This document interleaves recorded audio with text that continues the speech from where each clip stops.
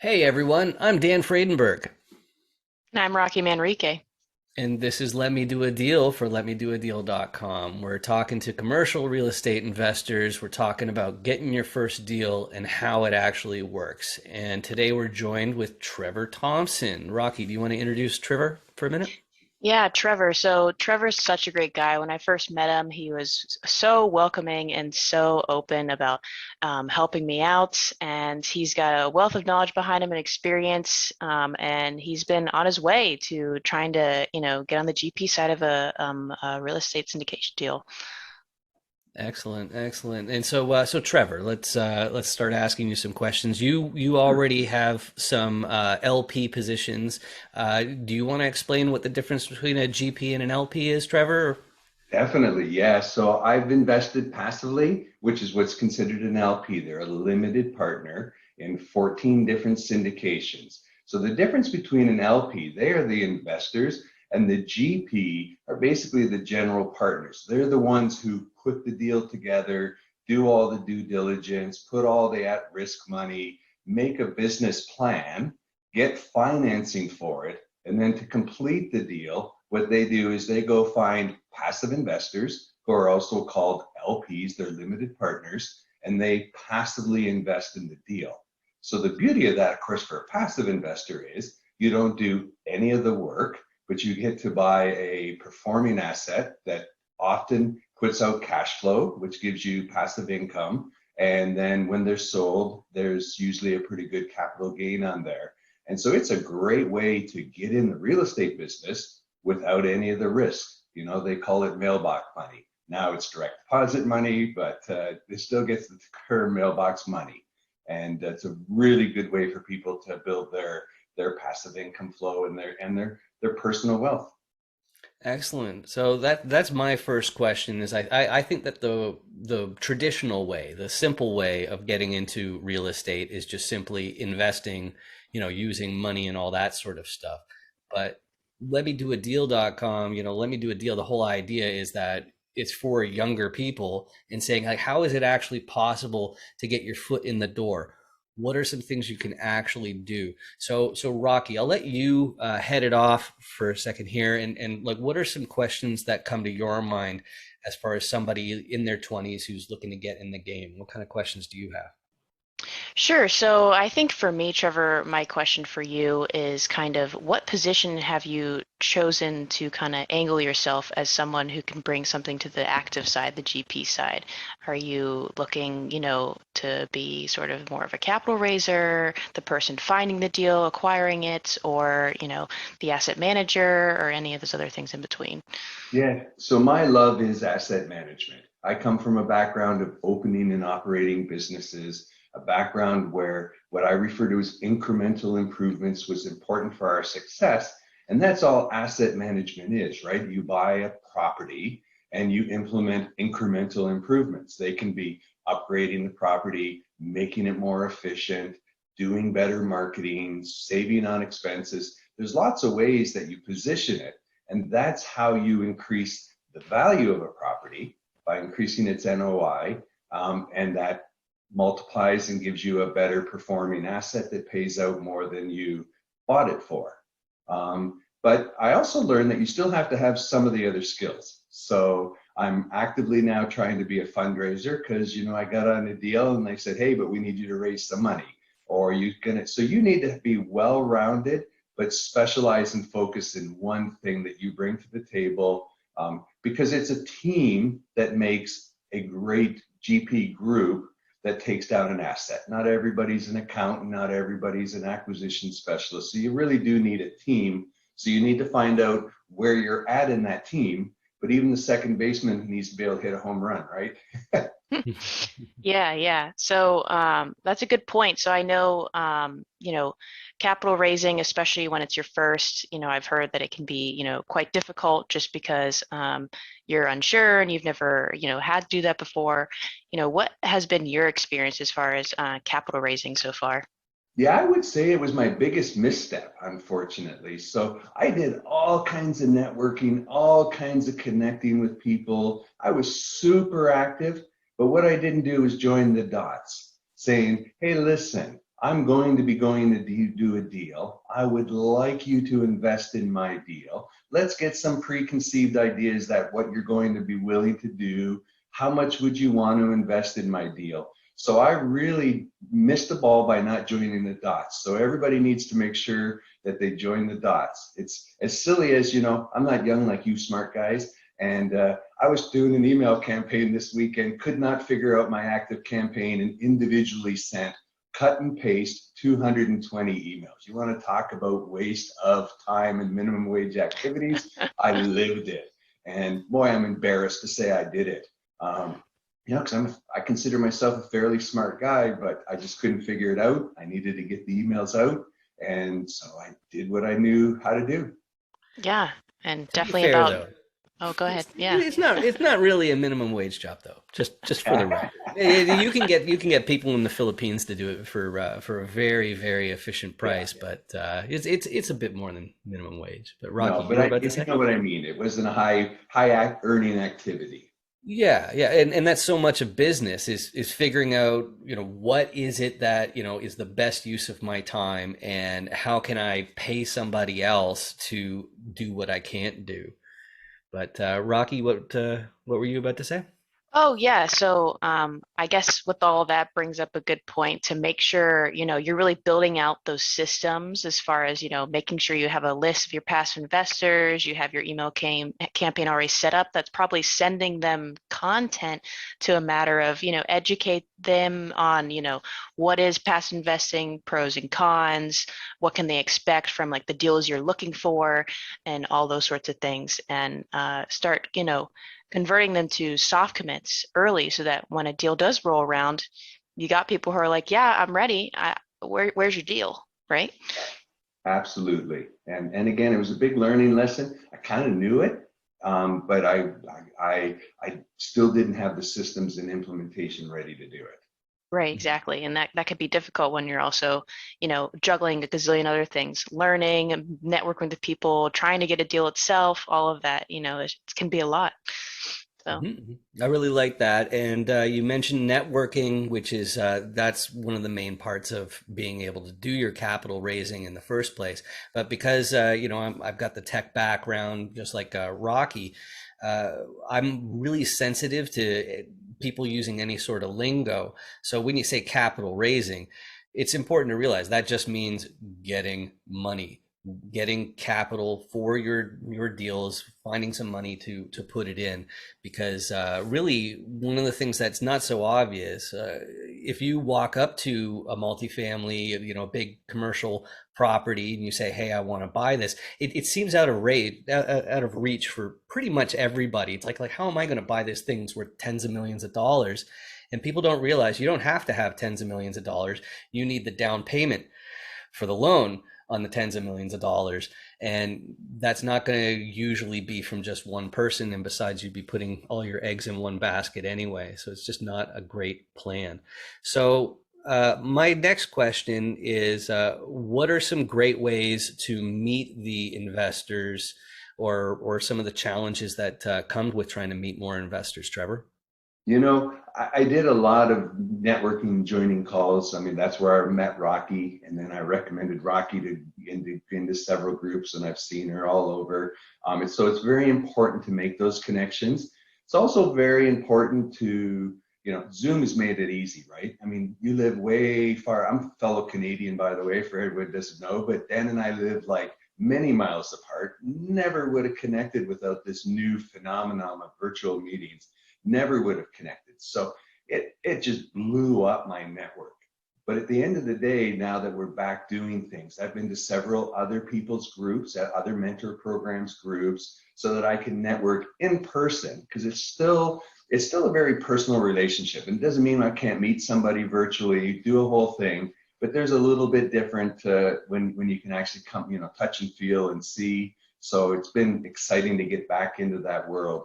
But connecting with people is super important, but that network in those meetings, there are also people trying to find deals themselves. So you got to break out of that. And a lot of people do it when they leave their corporate job. They come out with a big network of executives. Where I worked, they weren't a big network of executives.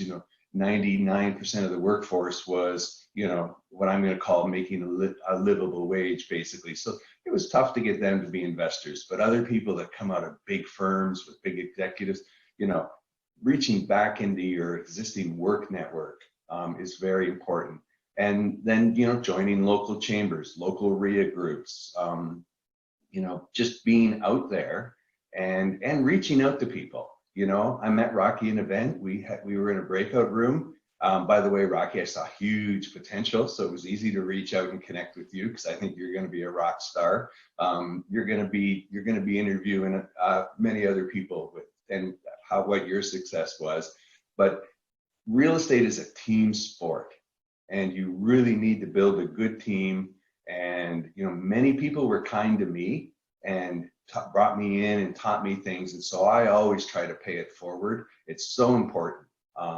Because you need people on your team with different skill sets. And, I need people that are part of my network with these skill sets that I can bring into deals eventually. And so making sure that you really hone some sort of thing that you can find somebody like me. Okay, I've got some money, I've got some deals, but I've got some blind spots or weaknesses. And so I need people on my team. So that's huge part of the networking for a young person starting out.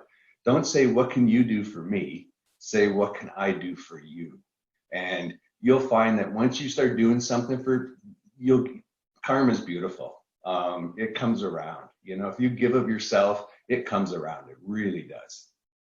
And so the biggest thing that I think pretty much anybody can contribute to a GP team is being a real go-getter. Is that accurate in your opinion there, Trevor? Yeah, everybody, there's a million jobs to get done. And somebody who effectively says, I can take care of this, and that it will be taken care of being done, then that just makes people free to focus on their strengths. So I'm much better at managing people and businesses. And so if someone else can take care of a lot of the back end, the fundraising, all the different things, and allow me to go execute the business plan, that's great. But we still need people monitoring everything else that happens with the plan, not just the person who's touching, feeling, making sure that the contractor did a good job. Awesome. And you in the audience, just so you know, this is Let Me Do a Deal, and you should follow or subscribe or whatever's on this platform. But what we're really discussing in Let Me Do a Deal is how can somebody get equity positions, even if they're, in their 20s like Rocky, in their 40s Or if like they don't have money. or they don't have money, or if they're in their late 40s like Trevor, right? A little later than that. Yeah, just a few extra moons.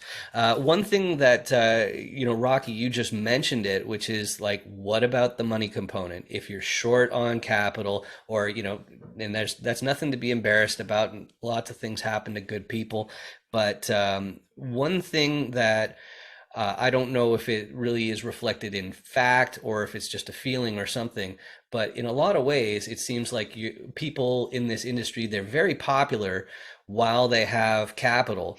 But as soon as it's all illiquid and invested, then suddenly you're not so popular unless you have like something else going on that, is really, really effective. Is that accurate in your in what you've seen, Trevor? Yeah, I mean, it's definitely, not everybody has endless streams of capital. Nobody does. I mean, nobody, even the really rich people in this business don't. And they use leverage, they use other people's money, they do all of the different things. And money is just one component. It does help. I know a lot of my deals, I always say, hey, listen, the whole team needs to have skin in the game.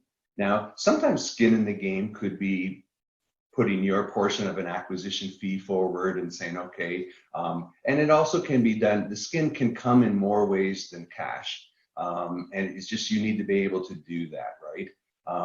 So I often go see properties, no reimbursement for time, expenses, anything, just to provide a service to people. And even though I'm not a young person, I was a new investor. And so I went to experienced investors and said, hey, I'm happy to drive to Houston and look at that property for you, take some pictures, do a report, send it back. And never asked for anything other than, hey, if that deal works out and there's room for me on the deal, let's go ahead. So even though I'm not a young person, I was a new person in the business, and you start at the bottom. I was lucky that I had some capital that helped on the passive side, but it wasn't enough capital that somebody's going to say, okay, we're going to bring Trevor into a deal because he's got $1 million to put in the deal. So I had to go out and learn how to do other skills as well, like raising money. Well, you threw out a number there. So as far as what I'm used to hearing, it's usually about a 50K to 100K buy-in in a lot of these different properties. So I don't want anybody thinking that you have to have $1 million That's in order right. to get Yeah. involved. But yeah, Yeah. it's nice round numbers. And you'll be surprised too that there are several syndicators that have real soft spots for people starting out and will accept less than the minimum to provide an opportunity for a young person starting out. I know several people that have done that, saying, okay, listen, you're going to help me with these things, and what I'm going to do is let you come in, or a group of you will pool together.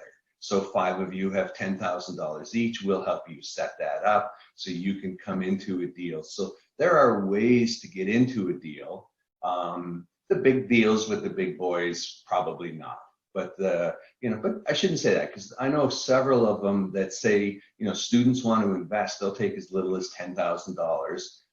It's kind of just to get the experience and to start building their net worth early.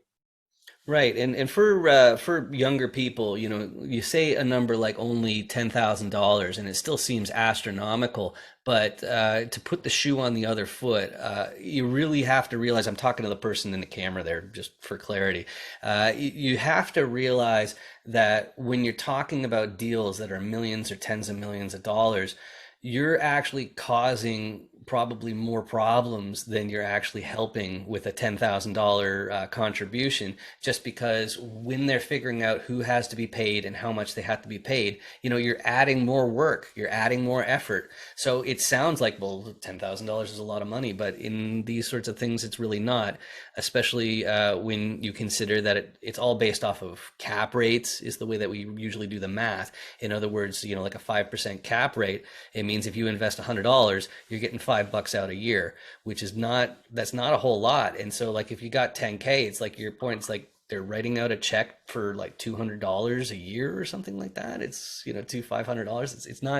It's not a great situation as far as all that stuff goes. And if you haven't subscribed or hit follow for Let Me Do a Deal, I don't know what is going on with you. But Rocky, I imagine you have another question or two for Trevor, right? Yeah, I do. So, Trevor, when people are trying to get started with this, do you recommend? Because I know you did invest passively at first, and I kind of wanted to hone in on how those experiences were and how that went, because I'm sure you have some stuff to share there, and as well as if you think investing passively helped you to also then bridge the gap to then go on the active side if you wanted to. Yeah, I definitely believe very strongly that everybody should start out passively investing. You want to understand what your investors are thinking and feeling. And there's nothing more than going, wow, this is really bad communication. This is my whole life savings, and these people aren't talking to me. And they don't seem to care about me and care about my money. And I've had so many epiphanies. In my first 2 deals, I just got my capital back. Very discouraging. And the level of communication was very discouraging. So I made a vow that I would never be that person, right? And then I've had a couple of really good ones. And boy, they reported so well, and they reported regularly, and they took your phone calls and treated you like, at my level, $50,000 investor, which I know is still huge money for our audience. But there were people that put $500,000 into this. And digital Right. systems have to be one of the best ways to make that happen. Just make sure that you've got like a calendar that says, hey, this is when you need to start preparing these reports. This is when the reports need to be released, and then have different things to make sure that happens. But Rocky, you were about to say? Yeah, so with that point where you had some, but you passively invested in there, just the communication was just not there, and some where the experience was phenomenal. What did you see was kind of the difference there? Like how would someone know, be able, as a passive investor, not really knowing a lot about the business, be able to vet who the sponsors are and who's taking care of the active side? Like, is there a way, or should you maybe know someone that like really knows them and is confident, and that brings you like, how does all that work? Yeah, so my biggest lesson I've learned to date and how I now organize myself, I refer to it like a racetrack. I bet on a jockey. Okay, so the jockey is the person I know who's in the deal, who has influence over the deal. Very important that I know him. I know other people that have known him or her, pardon me. I should Mhm. know them, know about their successes. So I vet the jockey. Then I vet the horse. The horse to me is the asset. Is it a multifamily where it, and then the track can be as big as the country, the city, the street that you live within the city. It's all the different variable factors. And I look at everything that way. So just to say, oh, this person's popular on the internet, I'm going to give them my money, is not a wise decision. Find out, ask, connect with people, and just ask questions. And it's shocking that everybody will be very honest with you. I mean, because if you're unhappy, you don't want other people to be unhappy. And so I think it's very important that we do that. Right, right, definitely. Okay, gotcha. Really Yeah. great info, because the average person walking to this being like, yeah, I'm going to passively invest, may not know that. So, Yeah, and I was so eager to get in a deal. I just wanted to get in mhm. a deal. You know, once I'd made that decision to bungee jump off the bridge or whatever it is, you know, I wanted to get in. And so again, I think I made some unwise decisions on my first two deals. And you know, and to be honest, I misjudged all three of those. The sponsor, the asset. A year later, I actually finally went to the asset, and I walked around going, oh goodness me, I invested in this. This isn't what they said it was. It was like really rough. And again, don't get me wrong, really rough can be a great investment, but you just need to know what you're investing in. And again, that's why I focused on my backyard now. You know, there's only one investment, two now. I just signed another one yesterday out of state for me, but I go visit them now before I invest in them. And I know that's not always possible, but if it is possible, try to do it. Mhm. You know, obviously, if you live in California, there's not many deals there, but you know, I'm in a hot market of Texas, and you know, try to at least invest in your backyard if you can. I know, and Yeah, again, it's not always possible, but it's just a good thing. right. Or maybe invest, if you just don't have that option, invest in a person you really trust to Yes. do all of that due diligence for you. Yeah.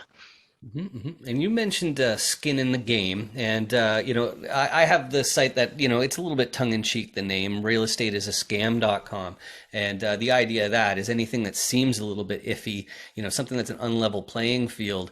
I decided to make a video about it instead of some real estate players. They try to sweep it under the rug, and I don't really like that. But in the name of let me do a deal, I think one of the biggest things that people have to be thinking about, especially if you're young, is legal recourse. If you don't have any skin in the game, then obviously, then you don't have any money to lose. And if the person just walks away, like what are you going to do about it? Can you comment on legal recourse of having a partner who ends up just being basically a deadbeat and doesn't You really help know, at all? so again, it doesn't often happen on the sort of the bigger syndicated deals. You know, it happens more on the smaller joint venture type deals where, you know, you decide hey, you and your friend are gonna go buy a place and you're gonna put your money in, and then your friend turns out to be unreliable. But there are bad boy clauses in all multifamily, but at the end, they protect the banks and the lenders, not necessarily always the syndicators. You know, you'll be in your turn of liquidation. Fortunately, there's not too many bad players. And so, but again, you still got to make sure that you vet them. And it can be really challenging, especially on some of the smaller deals. You know, there's people putting smaller deals up that are truly syndications, but they're not syndicating them because they're raising money from friends and family. Make sure you understand the sort of the business terms of what you're getting into so that you get into a good deal. And my last question then, it's also to do with legal recourse. It's because I've been in a number of different businesses. My background is in tech, as I mentioned before, and one of the things that's a little bit scary is the whole idea of whistleblowing, because it hit me that if you're a partner, if you're a GP, something like that, you're shooting yourself in the foot by blowing the whistle on something that you're invested in, and that is a barrier to ensuring that everybody's playing well.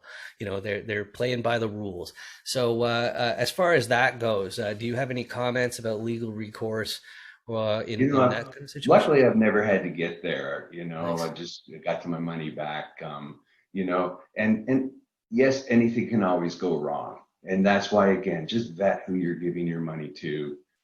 It's really important. And for the record, I've had the same experience as you. It's just the level of transparency. It's very high once you actually get the person, individually and say, it's like, okay, so how about this operator? How about this operator? How are things are working out? So that's really, really great. Thank you so much, Trevor, for joining us today. My pleasure. All right, and Rocky, this is Let Me Do a Deal. Check us out. Make sure you follow. Make sure you hit like and subscribe and comment, because the computers really like it when people do that sort of thing. Rocky, do you got anything else to say? Yeah, I actually just wanted to ask one more question to Trevor, and that is, if you could rewind back to when you first started, what would be the one piece of advice you would tell yourself? Well, first of all, start early. I wish I'd have started earlier. Compounding wealth is true. And I wish I'd have started earlier. I didn't. And so, again, the one thing that I learned the most was really understanding who I was giving my money to. Not just getting the oh, look at these people are popular and they're up on stage and they seem to be doing good. Really asking some people, and that would be my biggest advice. Just do your homework, educate yourself. Just educate. Go crazy trying to learn about things before you put your money anywhere. Absolutely. Thank you so much, Trevor.